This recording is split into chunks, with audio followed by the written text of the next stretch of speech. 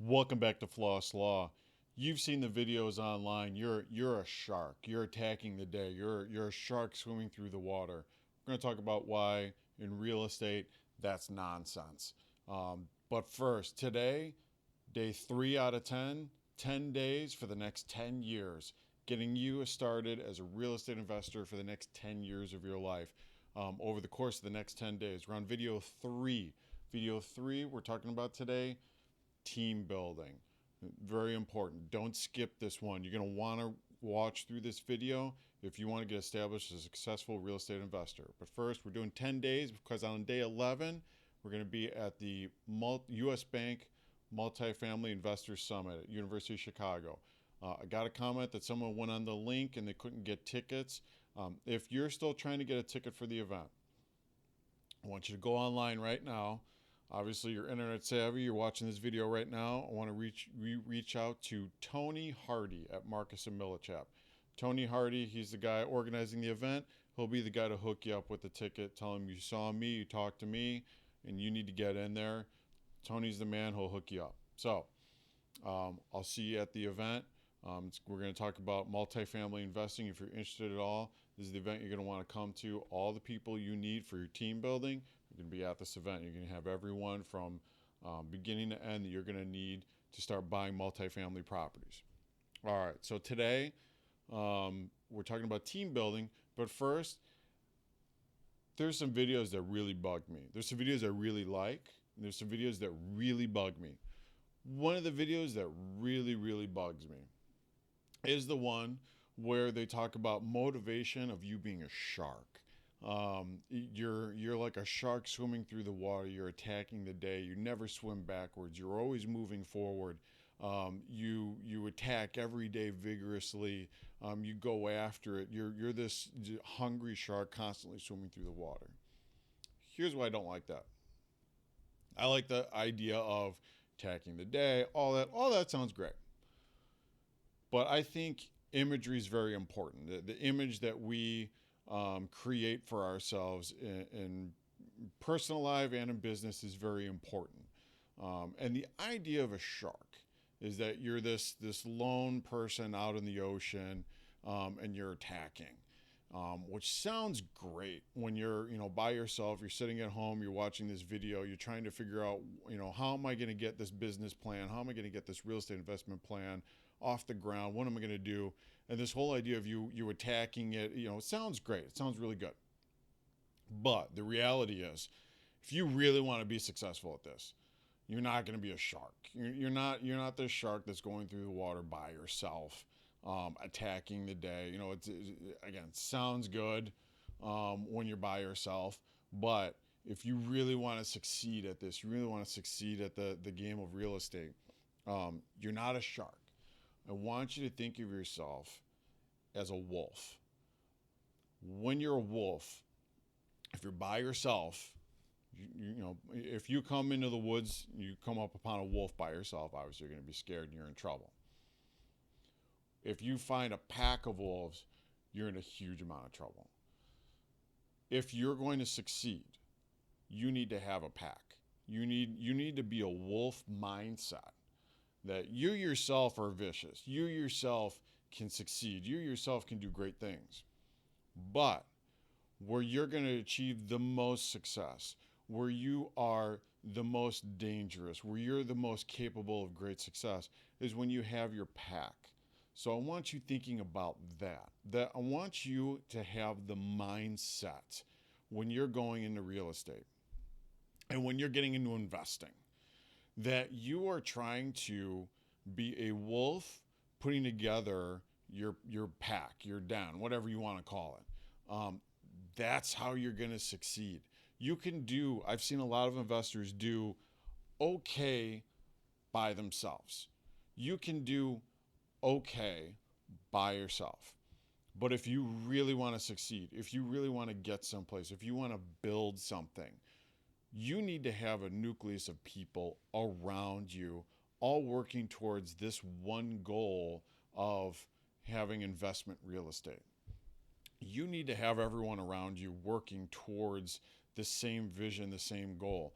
So you need to assemble your pack of wolves, and you need other wolves working with you to get to what you want. So get rid of this nonsense about the shark. I want you thinking of yourself as the wolf trying to put together your pack. And I know sometimes people snicker because the hangover kind of ruined all this with the wolf pack thing. You are the wolf trying to attract other wolves to go after what you're trying to achieve. So we do that with team building. Team building, we talked about, if you watched the video from yesterday, go back to video 2. The second day, we talked about knowing who you are as an investor, identifying who you are as an investor, identifying your abilities and then your limitations, and finding other people whose abilities fill in the gaps of your limitations so you all fit together almost like a puzzle. They're picking up your slack, you're picking up someone else's slack, and you all kind of help each other out with what you're good at, what they're good at, everything. So now that you know who you are, and now you can identify who you need. So you're a contractor, you need to find a good agent. If you're an agent, you need to find the investor, the person who's actually going to buy the property. If you're going to buy the property, maybe you need to find a person who's a money source who can help you find money. It all needs to work together. So we're doing now the team building. And part of the team building is we don't want to have multiple people within the same team, within the same network, within the same group overlapping.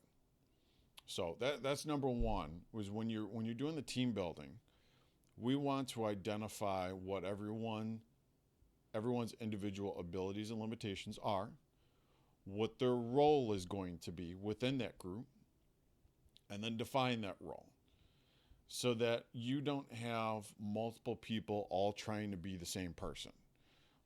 Most groups fail when you have too many different people not pulling their weight, or they're all trying to compete against each other to be a particular person within the group. A lot of times that ends up being everyone wants to be the face person that's out there finding the deals and putting the deals together, because the assumption is that's the easy part, when in reality, it's not. You can get lucky and find one good deal. I can tell you from doing this for a long time that consistently providing good deals is very difficult. It's actually very, very difficult. You can find one, you can find two, but when you're tasked with consistently finding deals that your group can consistently keep doing week after week, month after month, that's a full-time job. It's very difficult. And what ends up happening is you find one or two good deals, and then you start buying bad deals, and then everything kind of goes by the wayside. So everyone sees that and wants to be that person. And that's a recipe for disaster, because then everyone's trying to compete with each other to be that person. Be happy with the role that you have within the group, and don't try to think that you can push someone out or that you can do what they do. Be content with the role that you find within your group, and make sure that the other people that you're working with are content with the role in the group, because if they start getting unhappy, that's when things can start to unravel.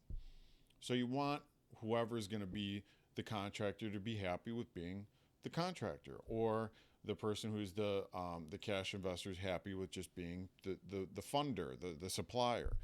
The person who's the agent's happy with being the agent.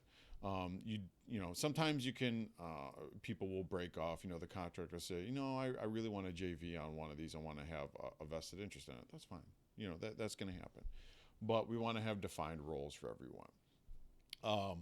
Other issues I see, a lot of times, sometimes the investor or the agent or someone like that will decide, well, I don't want to pay for the contractor, so I'm going to try to do it myself. Look, you don't have time. You don't have time to do that. It sounds good, but you don't have time. Remember, I said just a minute ago, the person who's providing the deals, putting them in front of everyone, saying, all right, I got this deal, I found this deal, I found this deal.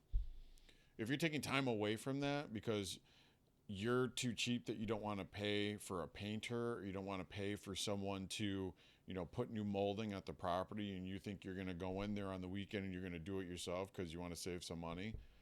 Now you're not doing your job. You're not out there finding those deals. So now you're hurting yourself. So look, pay people for what they're there to do and stop trying to count the pennies you're putting in someone else's pocket. Pay people to do good work for you, and they will do good work for you.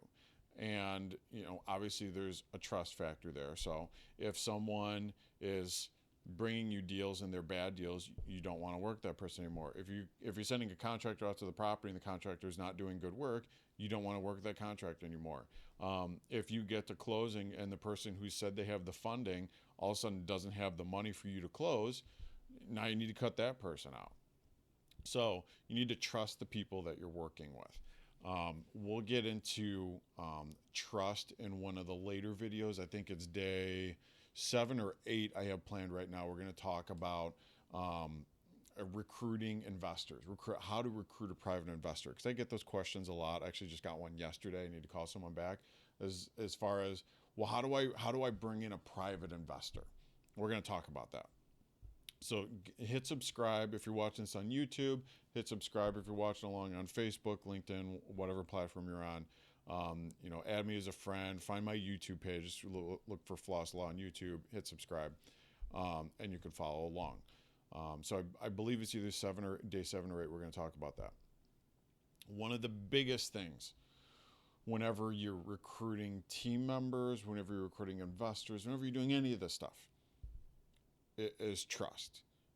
Trust is a huge, huge factor in this. Usually when I'm dealing with an argument between an owner and a contractor or partners or anything, is when the trust has been broken between everyone. Either they think that they've done work that they're not getting compensated for, their time is being abused, whatever. The communication has broken down between them, and now they don't trust each other. They don't want to work with each other. When you don't trust someone, the first thing that happens is your communication breaks down because you don't even want to communicate with that person. At least when I'm dealing with lawsuits and settlements, that's usually what I see. The first thing that happens is you lose trust, and then the communication goes down, and now you can't get projects done. Because if you're not communicating, your project can't get completed. No one knows when they have to be there. No one knows who's supposed to be there. You can't get it across the finish line. And whenever you're dealing with any property, whether you're refinancing a property you're going to keep as a rental property or you're trying to do a fix and flip, so much of the success and failure of a project comes in the last 10%. So doing the demo, buying it, doing the demo, doing all that stuff, getting the rehab done, generally that goes along fairly smoothly. There's going to be bumps in the road. But where you make or break it is in that last little bit. It's that last 10% trying to get across the finish line, getting the finishing work done, getting everything completed on schedule, doing what you need to do to get the exit plan completed for that property is so crucial. And that's where a lot of people get tripped up, is at the very end. They just can't get the process completed correctly. Again, that all goes in with having a good team where everyone is communicating. There's a lot of communication that has to go in at the very end. The middle portion is not a ton of communication. Is someone there? Yes. Okay, cool. At that very end is when there's a ton of communication that's required. So if during the course of the process, the trust has broken down, it's at that very end that everything falls apart because you're not talking to each other. There's so much that has to go on at the end to get everything completed. All right, so when you're out there, so now you need to assemble your team. You know who you are. You've established who you are. You know what your identity is. How are you going to go out and find these people? So now that's the next step. How are we going to go out and find these people? Obviously, I'm a huge proponent of face-to-face meeting.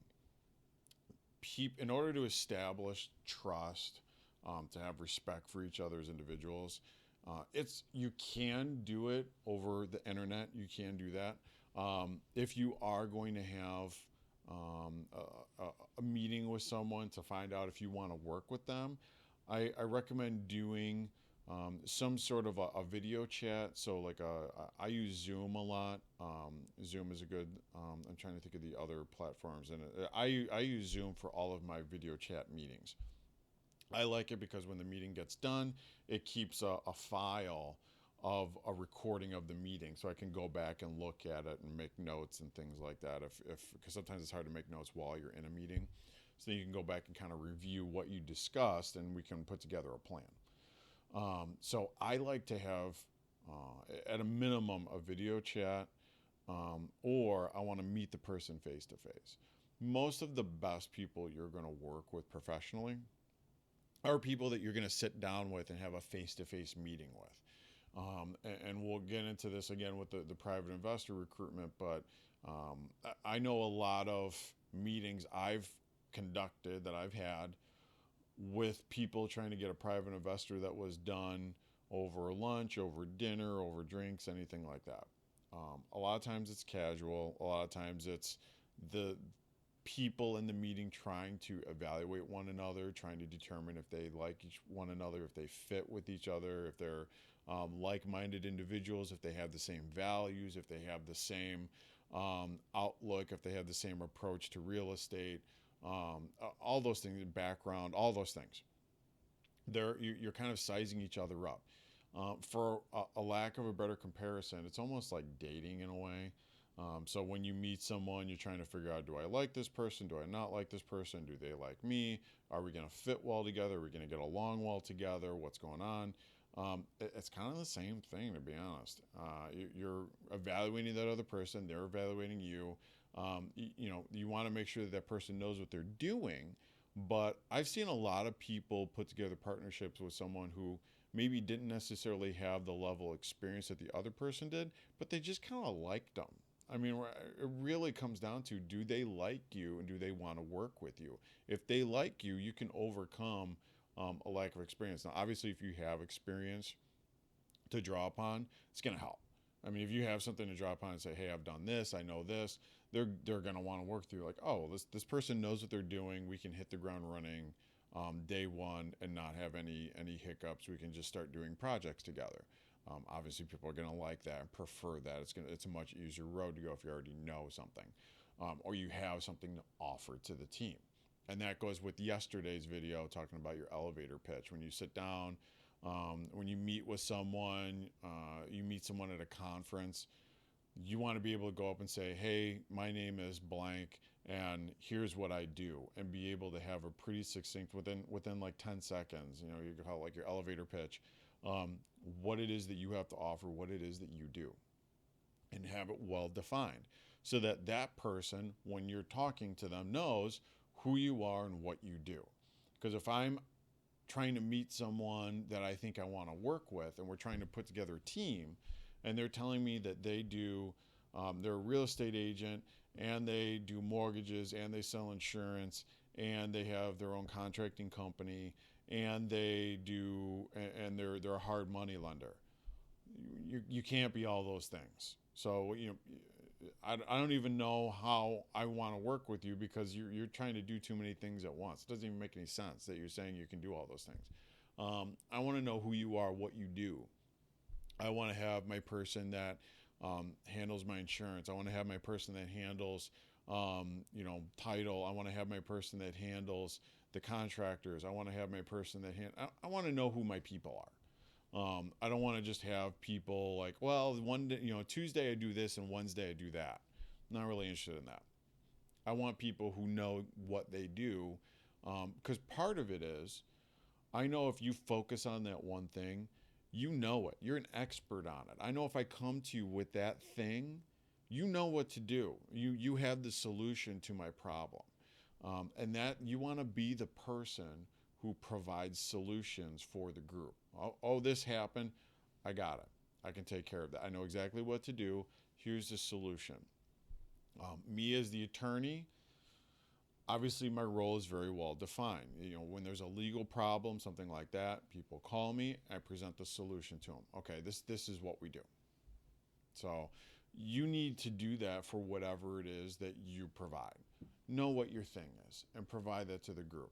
So when you're interviewing other people, so you know what role you want to fill. Have an idea. Have an idea in your head. Have it written down. When you made your list yesterday of your abilities and your limitations.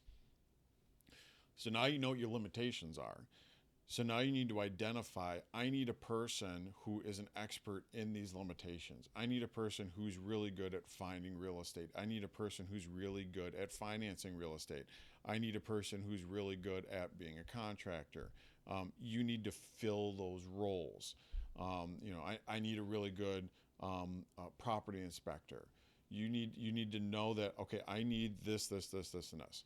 So that when you meet someone and they fill that role, now you can properly evaluate that person of, hey, is this someone I want to work with? Is this someone I want to follow up with? And generally when you meet someone professionally that you think you want to work with, there's going to be an initial meeting. You're going to say hi, shake their hand, introduce yourself, get their card, give them your card. And then you want to follow up with them. Generally, this isn't like a one meeting and you're done sort of thing, or you meet them casually one time and you're done. So you're going to want to, if you make a contact, you're going to meet that person, you're going to make that contact, and then you're going to want to follow up with them like the next day and say, hey, you know what, I'd really like to sit down, go to lunch, set up a time to talk over the phone, and I'd really like to see if we could try to do some work together. I'd like to see if there's opportunity here to do something together. And hopefully, if you've done it correctly, you introduced yourself and established who you are. They know what they offer. So it should be a pretty seamless transition. If you're, say, I'm an investor, I want to start buying buildings, and you meet someone that says, great, I'm a lender who finances commercial loans. Perfect. Boom, you fit together. And now you can follow up and figure out how you can get set up to get financing with that person and buy your first building.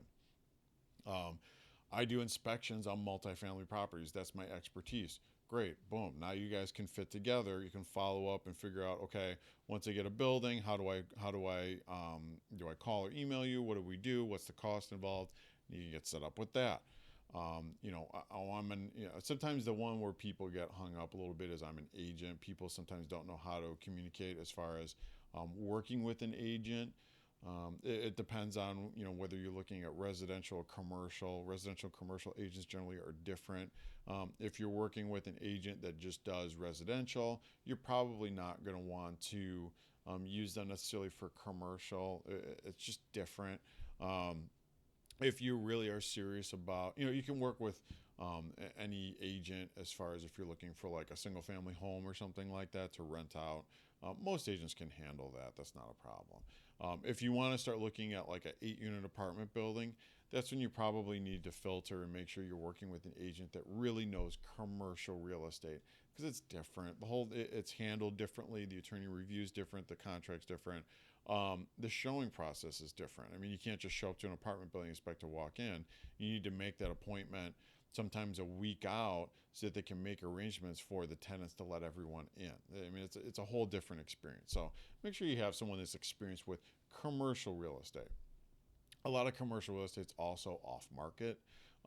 So it's not like on the MLS or anything like that. So you're gonna want to network with commercial agents. Don't try to do it. Everyone's gotten used to Zillow, and you could do everything on your own. You could just all these different websites and apps now where you just search for real estate. Commercial real estate still relies upon sort of a network. So you'll find some stuff online, but not all of it. So if you're really serious about getting a multifamily building, and that's where these conferences are so important, and why I'm emphasizing it. If you're serious about getting an apartment building, you really need to get out there and network and communicate with the commercial agents. Because the commercial agents, you have to remember mindset. The mindset of a commercial agent is, or I should say, let's start with the residential. So the mindset of a residential agent is, when they get your house, they list it. They want to get 100 people through that house so that they can find the one person that wants to buy it. With commercial, remember I said they have to schedule ahead of time. They need to make arrangements for the tenants to let everyone in the building. Sometimes, most of the time, the tenants forget or they just don't answer their door or whatever. It's a huge inconvenience setting appointments to show a commercial property. So they don't want to show it to 100 people to find the one buyer. They want to qualify 100 people and show it to one qualified buyer and sell it to them. So we're not going for quantity, we're going for quality. So you want to get in front of all the commercial agents, let them know that you're a serious buyer. They're going to want to make sure that you have some funds available, that you're for real, you're not just messing around with this. This isn't a hobby for you. You can get financing, and then they'll sit down and get serious with you.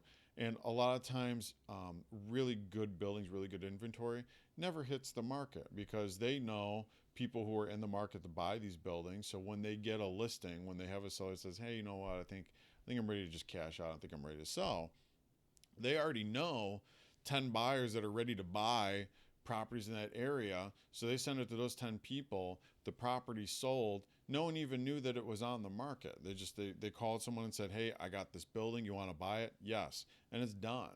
A lot of the commercial closings that I do are properties that were never on the market. No one ever even knew that the seller was interested in selling. Most people didn't know that the property even changed hands because it was a phone call and an email. Hey, we got this. Here's the numbers. Do you like the price? I like it better at this price. Done. And we closed on it. So if you're waiting for stuff to hit the market, you're going to miss out on it. You have to network and you have to get face to face with these commercial brokers. So when we talk about team building, one of the elements of team building is you really need to build up a relationship. And this is for multifamily. We're talking about multifamily now. You need to build up a relationship with the agents in your area, wherever you're at. You need to meet with them. You need to talk to them. And you need to get in their network where you're getting access to these off-market properties. It's extremely, extremely important. If you are not doing that and you're trying to get a multifamily building, that's why you probably haven't bought one yet, if you're not doing that. Commercial has been for a very long time and probably will be for still a very long time. Kind of a little bit of a handshake business because they don't want to waste their time on people who are saying they want to buy a property that can't. They can't get the financing, can't afford it, whatever. They only want to deal with qualified investors. So make sure, so part of that is finding someone that does the financing and having them say, hey, I met with Steve. Steve's got everything in order. And I'll be honest, sometimes we don't even have pre-approvals on these deals. It's really just they call the other person, hey, do you know this guy? Yeah, I sat down or girl, I sat down and talked to her. She's got all of her finances in order. She's got money for a down payment. You guys are good to go. And then we know we can move forward with the deal that the person's going to get financing. So that can happen quite often, actually. There's a little bit of a expectation if someone vouches for someone else, like, yeah, we'll get them financing. It's fine. Don't worry about it, that they're going to get financing. So, there's an expectation if you're playing around with, a multi-million-dollar building, you must have a little bit of cash. Otherwise, you wouldn't be going down this avenue. But you want someone to be able to verify that for you. Say, hey, someone at a bank somewhere, they could say, hard money lender, whatever. So, yeah, we qualified this guy. He's good. You can go ahead and buy it, or go ahead and accept the contract from him. So we get that. So make sure that you have your lender lined up, ready to go. You know who you think you want to use, and that you have talked to all the different commercial agents that are in a particular area. Not every commercial agent operates in different areas too. They operate a lot of times in pockets. It's another different thing from residential. Residential agents typically will go over a huge area. So the same agent that lists a property, far, far north of Chicago, almost to the Wisconsin border, say, hey, I think I have a property I think I want to list that's way south, south of the city. It's almost in Indiana. They're going to say, oh, no, I'll list that one too. So they're not, they're not going to limit themselves. Commercial agents typically are going to specialize in an area. Now, if you say you want to buy something, the commercial agent is going to go anywhere with you. But I'm talking in terms of reaching out to commercial agents, and they'll send you stuff that they have off market. Typically, they're going to specialize in a pocket. They're going to specialize in an area. So I know commercial agents that will say, I only do south side. I don't do anything north side. Same thing. I know somebody to say, look, I only do 2 and 3 flats on the north side. That's all I do. If you have someone that wants to buy that, send it to me. Otherwise, I don't do anything else. I get agents to say, look, all I do are, 18 and up multifamily in northern Cook County, Lake County, and McHenry County. That's all I do. That's it. If you got someone that wants that, I'm your person. If not, I don't do anything else. So you get people who specialize in particular areas because you have to canvass it. You have to canvass that area to find the sellers so that they know to call you when they want to list their property. So don't be afraid to reach out to, and when you reach out to an agent, they may recommend saying, oh, I do this pocket. Here's another person that I know that's a good agent that does this pocket and does this pocket and does this pocket.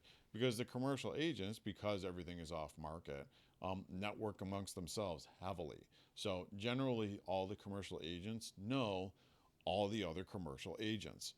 It's very network driven, which makes it, to be quite honest, a lot easier for getting the deals put together because generally all the agents kind of know each other. So it makes it easier for putting those contracts together. Oh yeah, this guy, that girl, yeah, everyone knows each other. We're on a level playing field. So that certainly helps too. So again, the team building, and then part of team building is networking. So you're going to have to network to assemble your team. I can't recommend enough, and I'm sorry if I'm kind of beating a dead horse here, but I can't recommend enough. You have to get out and meet people. You really do. You have to get out and meet people. If you try to assemble your team through a Google search, it's a recipe for disaster, in my opinion. It's a recipe for disaster. Every time I've tried to assemble team members, try to find a contractor, maybe in a property that was like way out of the area, something like that, and find someone off, God forbid you find yourself on Craigslist or you're on, just Google searching people. It's always a disaster. It's always a disaster.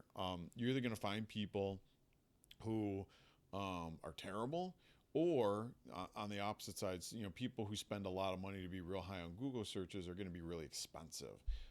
So it's get out and just meet people. There's really good people out there. There's constantly, especially, so I'm in Chicago. I don't know what area you're in watching this right now. I'm in Chicago. We constantly there's always an investor event going on. There's always a conference happening. There's always a something.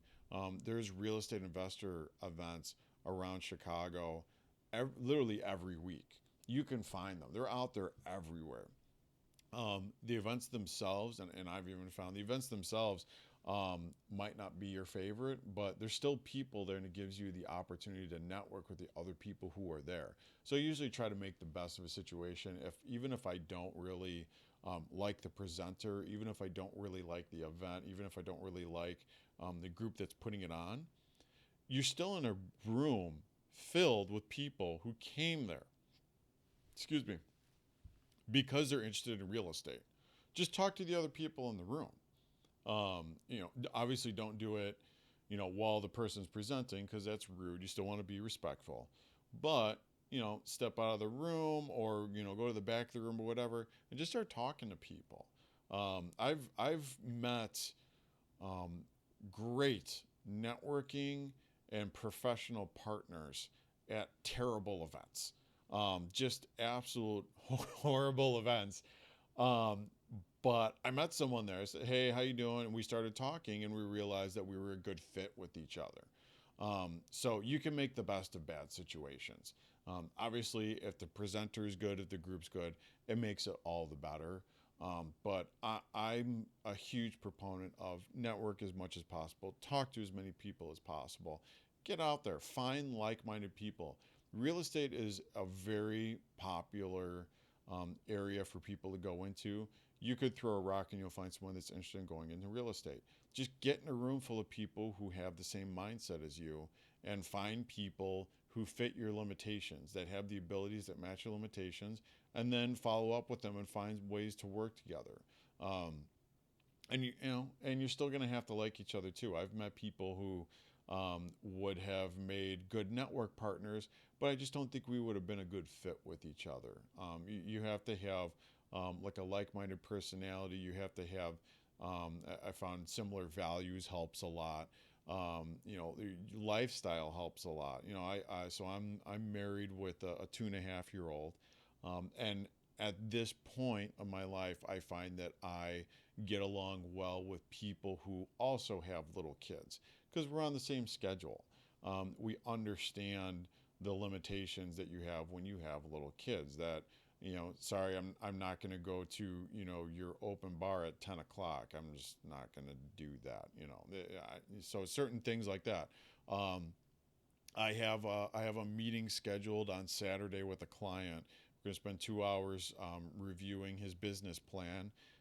He was only available on the weekend, so well, we did an early morning meeting one day, and now we're going to do weekend, and we scheduled it around when my son takes his nap. So at 1 o'clock, we're going to start the meeting. Usually, my son goes down for his nap around 1, and we'll start the meeting right after that. He has 3 small kids, so he totally understood. He said, "That's great. I'll put my kids down for a nap and we'll start the meeting." That works out perfect for me too. That kind of helps. That kind of thing helps a lot where you're on the same sort of schedule. You're on the same wavelength. If I'm trying to work, and I have some people who are younger, who not saying, I work with single people who don't have kids too, but it could be a struggle sometimes when you're not necessarily on the same schedule. I guess is the best way of saying it. So where you're at the same point of your life and things like that, it helps. It helps. It makes things a lot easier.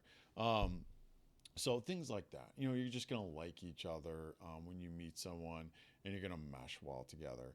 So that's the best advice I can give you for trying to put a team together.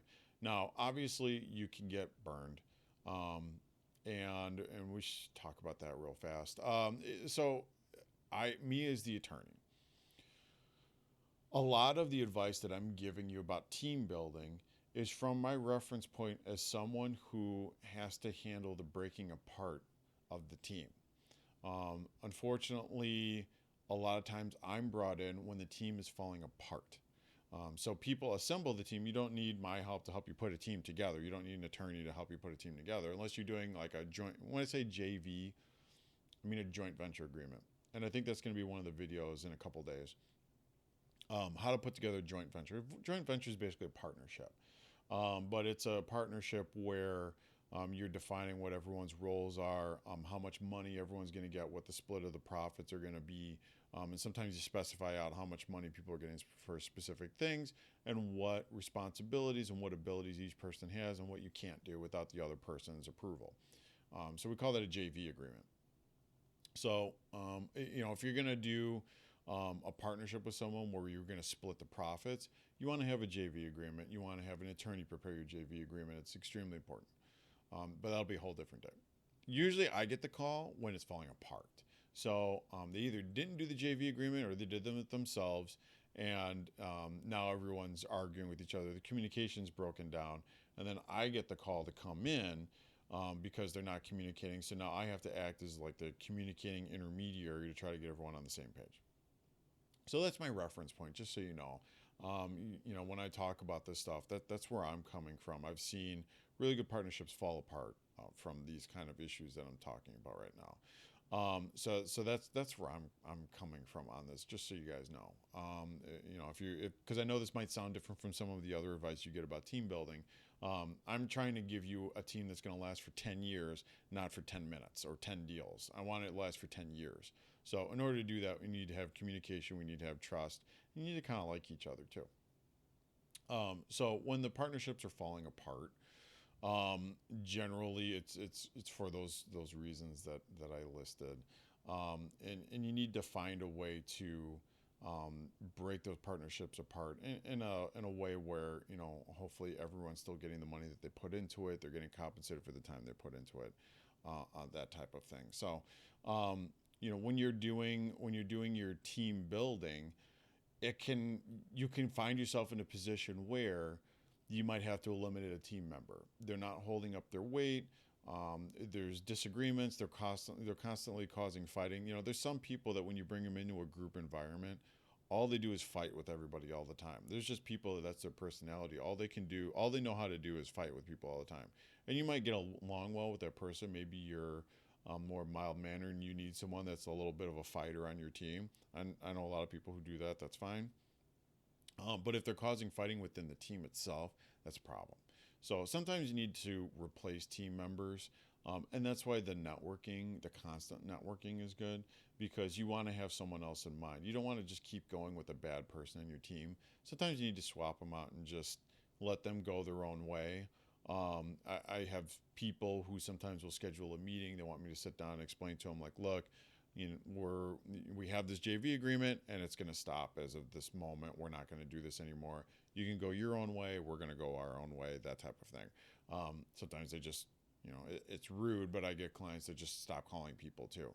I get clients that just basically cut them off. No more emails, no more text messages. Like, all right, I guess we're never going to hear from this person again. They're clearly, after a certain amount of time, it's like, I guess they don't want to work with us anymore. That's fine, whatever. They just stop communicating. Or I've had clients that are just like, yeah, I'm just not going to reach out to them again.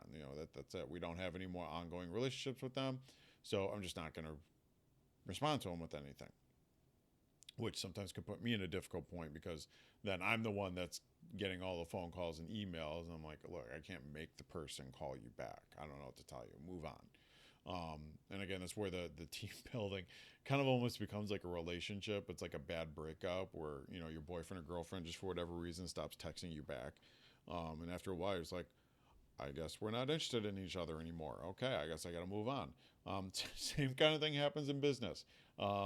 They might have a communication and say, hey, look, it's not you, it's me. I need to go my own way and do my own deals. Or it could just be that they just stop calling you. And at a certain amount of time, you're like, I guess I just need to move on and do something else now. Okay, I need to find other people to work with that want to work with me, that want, we can do this together. So in many ways, it mirrors dating and that type of thing. It's funny when you think of it in that way, because you realize how much of it's similar. All right, so that's team building. If you have any questions, please post them below. Tell me what experiences you've had with team building, what's worked for you with team building, what hasn't worked for you with team building, if you have any questions about it. But just to summarize, get out there and meet people. Get off, you're on your computer right now. If you really want to start working with people, and if you're going to have success, you're going to need to start working with other people. You can't do all of this yourself. You're going to have to get out there and meet people, find like-minded individuals, find people that you enjoy talking to, that share the same values, their abilities, fill in the gaps of your limitations, and you'll have a lot of success with real estate. Honestly, you will grow 10 times faster with a team than you will by yourself, and you'll be much happier, and you won't have to run yourself ragged, and you won't be working yourself like a dog, just absolutely wearing yourself out. Or I should say, to keep the roll back to the analogy from the beginning, you don't have to be the shark that's constantly hunting. You know what else I don't like about the shark analogy? Because sharks never get to rest. Sharks always have to hunt. I don't want to spend the rest of my life hunting. I want to go be in a hammock in Hawaii, sipping, a daiquiri, enjoying my life with my family. I don't want to have to hunt the whole time. So find people that can help you, so that when they want to go take a break, you can pick up the slack for them. And then when you want to take a break, they can pick up the slack for you. That's something else that's great about having a good team. They help each other out, and they're happy for you when you want to take a break. All right, so that's it for today. I'll see you tomorrow. Have a good one.